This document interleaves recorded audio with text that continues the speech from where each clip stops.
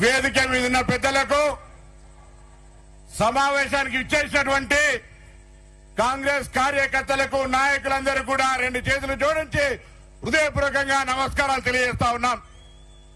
ఆనాడు సెప్టెంబర్ 17 నాడు ఇదే తుక్కుగూడ విజయపేరి సభ నుంచి ఆనాడు పిలిపించినటువంటి ఈ యొక్క ప్రజాస్వామిక ప్రభుత్వాన్ని గద్దెదించి ప్రజాస్వామ్యాన్ని నెలకొల్పడానికి తెలంగాణలో ఉన్నటువంటి ప్రతి పౌరుడు, ప్రతి కాంగ్రెస్ కార్యకర్త ఏ విధంగా ప్రతిన పూనినాడో ఈ రోజు మళ్లీ దేశంలో కూడా ఏ విధంగానైనా అప్రజాస్వామికంగా, నియంతృత్వంగా, పూర్తిగా మతపరమైనటువంటి విద్వేషాలు లేవనైతే ఈ దేశం అభివృద్ధికి నిరోధకంగా మారినటువంటి నరేంద్ర మోడీ బీజేపీ ప్రభుత్వాన్ని దించడానికి జరుగుతున్నటువంటి ఈ జనజాతర సభ రేపు ఢిల్లీలో కాంగ్రెస్ కూటమి అధికారంలో వచ్చే వరకు మనమంతా మళ్లీ గట్టిగా కృషి చేయాలని ఈ స్ఫూర్తి తీసుకొని దేశం మొత్తం మీద తెలంగాణలో ఉన్నటువంటి 17 లోక్సభ సీట్లతో పాటుగా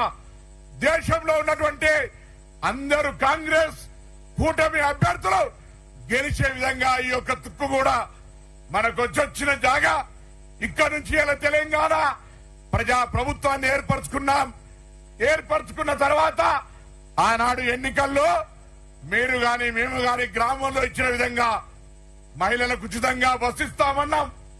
48 గంటల బస్సు ఇచ్చినాం. 500కి సిలిండర్ అన్నాం. 500కి సిలిండర్ ఇచ్చినాం. 200 యూనిట్ల ఉచిత విద్యుత్ ఫ్రీ అన్నాం, ఇచ్చినాం. 10 లక్షల ఆరోగ్యశ్రీ అన్నాం. అదేవిధంగా ఇందిరమ్మ ఇండ్లు ఇవ్వబోతా ఉన్నాం. నూతన రేషన్ కార్డులు ఇవ్వబోతా ఉన్నాం.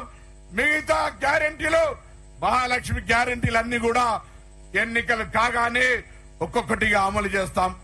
ఇవాళ ఒకటే మాట, ఆనాడు ఏ విధంగా తెలంగాణలో నియంతృత్వంగా అప్రజాస్వామికంగా ప్రభుత్వం ఉంటుందో మీరంతా క్షేత్రస్థాయిలో కష్టపడి ప్రభుత్వాన్ని గెలిపిస్తే 4 నెలలుగా ఓడిపోయినటువంటి ముఖ్యమంత్రి శాసనసభ వేదికగా చర్చ పెడితే రాలేక, కాళేశ్వరం కుంగింది జవాబు చెప్పలేక ఈ రాష్ట్రం మొత్తం అప్రమయమైతే ఎక్కడ జవాబు చెప్పాల్సి వస్తుందని శాసనసభకు ప్రతిపక్ష నాయకుడిగా రావాలని పిలిస్తే కూడా రానటువంటి వ్యక్తి ఇప్పుడు బయలుదేరిండు. నిన్న సిరిసిల్లకు వచ్చిండు. సిరిసిల్లలో మాట్లాడుతా ఉన్నాడు.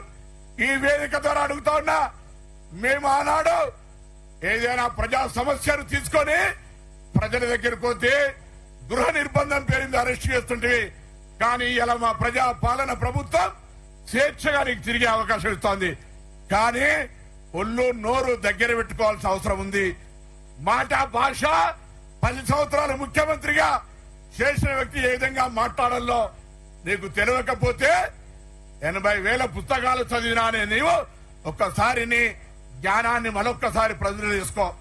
అదేం లేకుండా ఇట్లనే మాట్లాడితే రాబోయే కాలంలో ఇదే నియంతృత్వానికి వ్యతిరేకంగా కొట్టాడిన ప్రజలు నీ మాటలకు అణిగి మనకి ఉండరనే మాట ఈ సందర్భంగా మనం చేస్తాను.